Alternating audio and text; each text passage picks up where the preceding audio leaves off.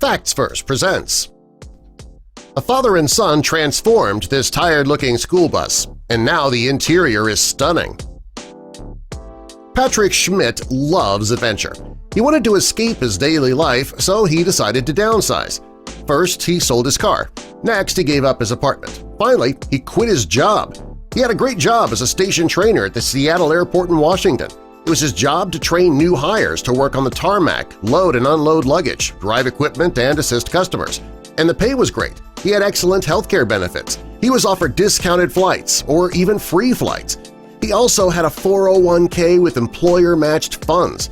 He was working there for just 2.5 years before he decided that he needed to make a job change. And he chose to live on his own terms, in a house, on wheels. That would give him a chance to enjoy adventures all over the United States. Patrick's father had trouble keeping busy after he retired. Living alone and having nothing to do, he often sunk into long bouts of depression. Patrick didn't want that to happen to his father, so he asked him to help with the project. Patrick bought a pale blue school bus for $4,500. He asked his father if he would help him renovate it, so that way he could live in it while he traveled the country. Well, his dad was more than willing to help. For Patrick, it was the perfect solution. He could get his bus renovated in half the time, and his father was kept busy. It was a win-win for the adventure seeker. The first day of renovations was called Demo Day. It was the day that father and son removed everything from inside the bus. That meant taking all the seats out, too. They had to use tools and brute strength to get them all removed.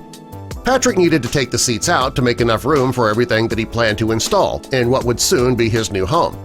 Demo Day turned into Demo Days and then Demo Weeks, but for Patrick, it was worth it. He knew that in the end his dream would come true. The next part of the project was to go shopping. To make the bus a place that he could live, Patrick needed electrical supplies, plumbing supplies, and construction supplies. And he also needed furniture, so he bought some items for the plumbing, the electrical work, the hardwood flooring, and the lumber for the roof deck at Home Depot. He logged on to Amazon to buy his couch, his bed frame, and his kitchen furniture. He even planned to install a wood stove for heat in the bus, and that required plenty of materials too. After he finished shopping at Home Depot and Amazon, he was ready to start putting his new home together. It took Patrick and his father 3 months to complete the project. Patrick made sure the bus contained everything he would need while on the road. He has a complete kitchen that allows him to cook all of his meals on the road. He has a sleeping area, a sitting area, and a workstation. They even managed to build a hidden storage area for his clothes and personal items. When you look at the interior of Patrick's new home or bus, home bus, whatever, you'd never know that it was actually a school bus at one time. Well, when Patrick's home was complete, he hit the road, and during his first trip he drove over 10,000 miles and traveled through 30 states. He managed to travel to all 50 states, but he had to find ways to make money on the road. He, after all, did have to pay for gas, which is diesel, and that's expensive when you're traveling across the U.S. He also needed money for food and everyday living expenses. Being on the road, Patrick couldn't have a steady job, and he didn't want a steady job.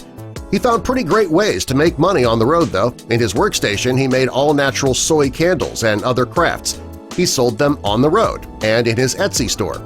He had a temporary job as a customer service rep at a vape company and even worked as a day laborer at a bonsai nursery. He went to tiny living home shows and allowed people to tour his bus, and he sold T-shirts and other merchandise at those events. He blogged, wrote short stories, and even gambled to earn money. He also tapped into his inheritance with his parents' blessing. While Patrick was on the road alone, it gave him a lot of time to reflect on his life. During this time, he realized that he missed Mary, who was his ex-girlfriend, who was also the love of his life. He had plenty of free time, so while he was on the road, he wrote Mary a letter. That letter turned out to be almost as long as a novel. His words made a significant impact on his lost love, though, and after reading that letter, she joined him on his travels.